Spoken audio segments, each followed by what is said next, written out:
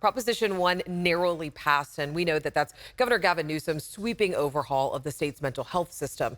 So what now? Becca Habegger spoke with the sheriff about what he'd like to see the money used on, and an opponent who says that taxpayers need to be watching this spending very closely.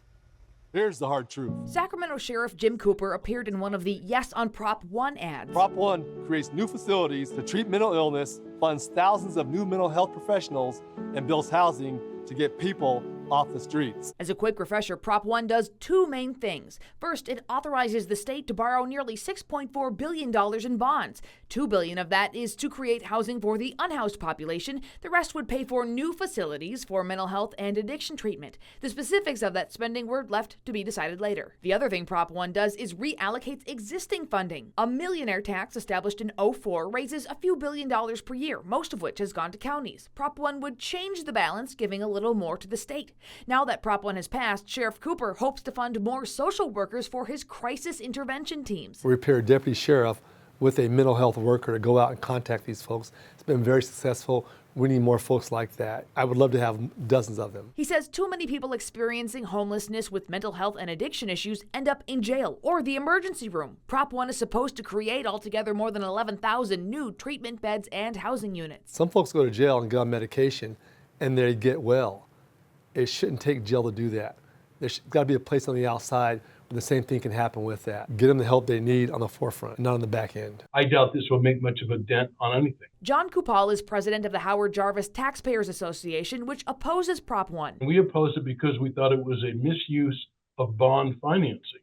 If the programs that they wanted to fund were of that importance, then it should be funded out of the general fund. He says bond financing is often used to build specific brick and mortar structures. And one of the criticisms from the LAO, legislative analysts, was that the spending plan was very unspecific.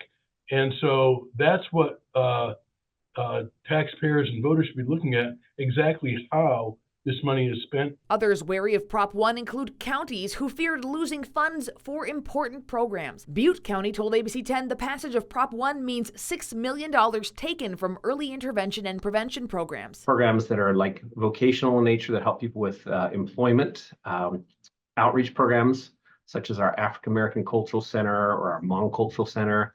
We also have some programs like our Stonewall Alliance, which serves LGBTQ individuals, or our homeless outreach teams, among others.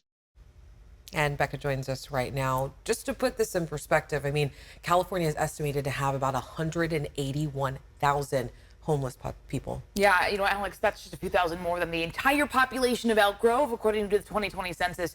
Prop 1 will also help the state fully implement the care court system. You remember, approved by lawmakers in 2022, was a new court system to address the needs of people with severe mental illness. It can include, but only after other interventions, putting someone into a conservatorship.